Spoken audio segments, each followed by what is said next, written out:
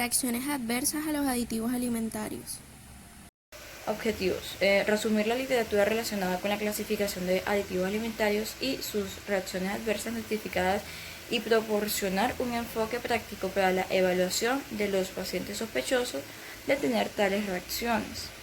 Fuentes de datos. La información se obtuvo de revisiones seleccionadas y artículos originales publicados en revistas revisadas por pares y de capítulos de libros de textos autorizados complementados con la experiencia clínica de los autores. La práctica de utilizar aditivos alimentarios se remonta a miles de años y se ha vuelto central en la industria alimentaria. Los primeros procesos de conservación de alimentos fueron principalmente la salazón, encurtido y ahumado. Y hoy en día hay más de 3.000 sustancias que están aprobadas para su uso como aditivos alimentarios en los Estados Unidos. La Administración de Drogas y Alimentos de los Estados Unidos, FDA, mantiene un sitio web actualizado continuamente con toda la información administrativa y química de las sustancias que se puede acceder a través del sitio web que aparece en pantalla. A pesar de su uso generalizado, los aditivos hay pocos datos científicos disponibles sobre las reacciones adversas, en particular la hipersensibilidad inmunológica. Existe una gran controversia respecto a la prevalencia, manifestación y mecanismos de reacciones a los aditivos alimentarios, pero un informe de hipersensibilidad al tinte de tartacina publicado en 1959 generó un interés y debate sobre el tema. Desde entonces se han publicado muchos informes sobre el tema, pero se complica por el hecho de que solamente la literatura está disponible en forma de casos o serie pequeña. Hay una gran escasez de estudios grandes, bien controlados y con criterios definidos y desafíos adecuadamente realizados. El objetivo de esta revisión es resumir el tema desde la perspectiva de alergias y presentar al lector un enfoque práctico para evaluar, diagnosticar y manejar relaciones adversas a los aditivos alimentarios. Mi nombre es Laura Marcela Guarrieta. Los aditivos están clasificados por su uso o función. Los antioxidantes encontramos hidroxianisol butilado y hidroxitolueno butilado, que son necesarios para retrasar el deterioro de grasas y aceites. Encontramos también los tintes y colorantes. La mayoría de los tintes que se usan hoy en día son sintéticos. Solo unos pocos todavía se derivan de fuentes naturales. Por eso, la clasificación por color sería más útil en la práctica clínica y además estos tienen un índice de color en números y códigos. Como vemos en la tabla, principalmente son llamados azul, verde, naranja, rojo y amarillo, comúnmente nombrados también azul brillante, indugina, clorofila, amarillo atardecer, etc. También son nombrados o conocidos por la FIC, Ley de Alimentos, Medicamentos y Cosméticos, como azul número 1, azul número 2, verde número 3, amarillo número 6, rojo 40, etc. Entre los aditivos también encontramos los emulsionantes, las gomas, que son utilizadas como agentes espesantes para la mejora de la apariencia, la consistencia y la palatabilidad de muchos productos, como por ejemplo la laviga, tragacanto, caraya y también la lectina. Los propilenglicol encontramos los aromatizantes y potenciadores del sabor, siendo estos los más utilizados en los alimentos preparados comercialmente. El glutamato monosódico, usado comúnmente como potenciador del gusto. Las especias como anís, canela, cilantro, comino, hijón, linaza, jengibre, etc. Estas son utilizadas en todo el mundo y algunas pueden ser difíciles de identificar. En los edulcorantes encontramos artificiales y naturales. Los artificiales, como Acusalfate Sunet, Sweet One, Natural Sweet, entre otros, siguen aumentando en número como en uso. En los naturales, el jarabe de maíz, fructosa, glucosa y sacarosa. Entre los aditivos también encontramos los conservantes y antimicrobianos. Se usa una variedad de conservantes para prevenir el deterioro microbiano y prolongar una vida útil de la mayoría de los alimentos comerciales. Encontramos los benzoatos, ácido cítrico, nitratos y nitritos, parabenos, salicilatos, ácido sórbico, agentes sulfitantes, estabilizadores como EDTA, gomas, que ambas son utilizadas como agentes espesantes para mejorar la apariencia, la consistencia y la palatabilidad de muchos productos. Estos pueden presentar reacciones adversas. La mayoría de los estudios poblacionales predominan las reacciones de aditivos alimenticios en menos del 1% en adultos y hasta el 2% en niños y niñas atópicos.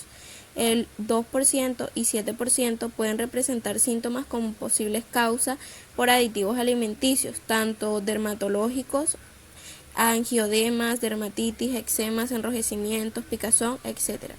Los gastrointestinal dolor abdominal, diarrea, náuseas, hinchazón en la lengua o garganta, vómitos, en los respiratorios, asma, tos, rinitis, dificultad para respirar, etc.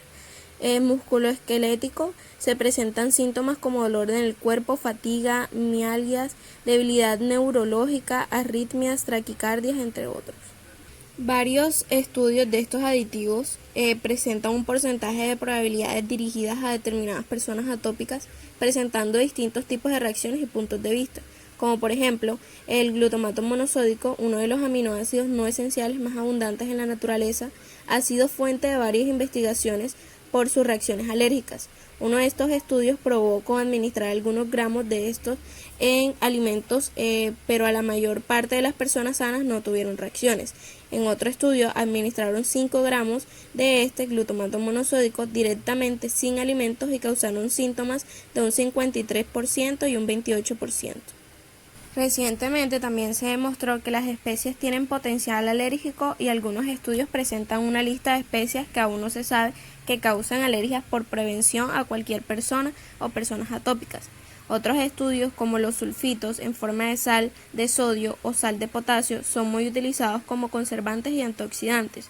Pueden causar broncoespasmos en aproximadamente el 4% de los pacientes asmáticos y aproximadamente el 8% de los pacientes asmáticos dependen de estabilizadores que son sensibles al sulfito. Este era agregado a mariscos, frutas cortadas y ensaladas hasta que la FDA, Administración de Medicamentos y Alimentos, se percató de sus reacciones adversas y en 1986 prohibió su uso en estos alimentos.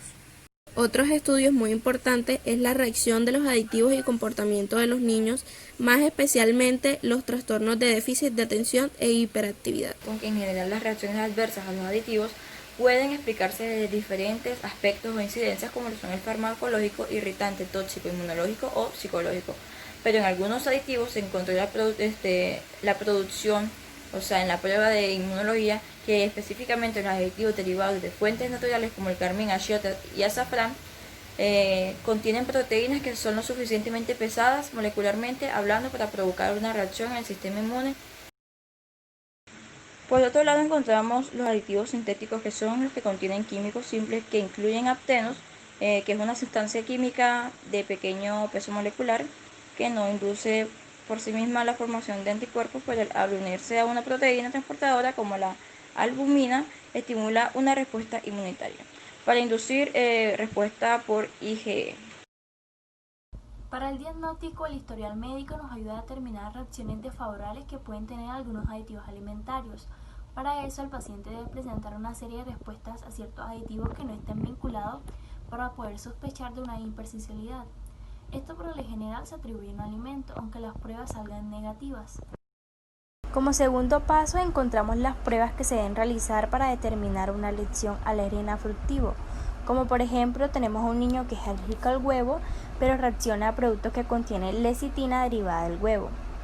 Para esto debe realizarte una ardua revisión de los alérgenos ocultos de reacciones cruzadas que se pueden ser útiles en las situaciones.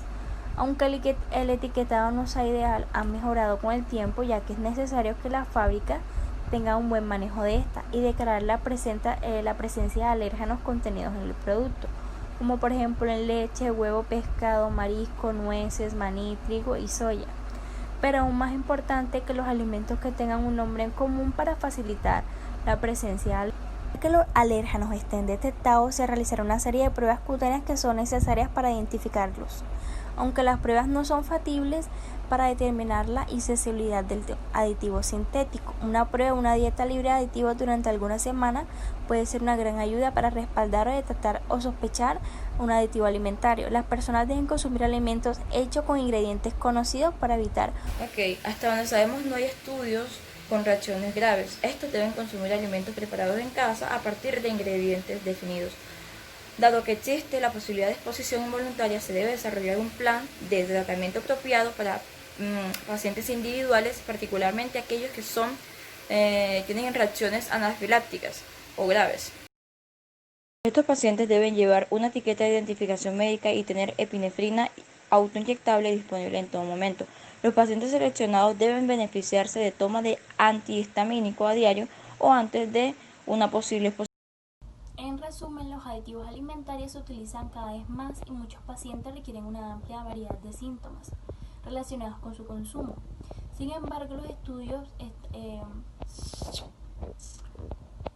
en resumen, los aditivos alimentarios se utilizan cada vez más y muchos pacientes requieren una amplia variedad de síntomas relacionados con el consumo. Sin embargo, faltan estudios controlados rigurosamente realizados sobre estas relaciones adversas.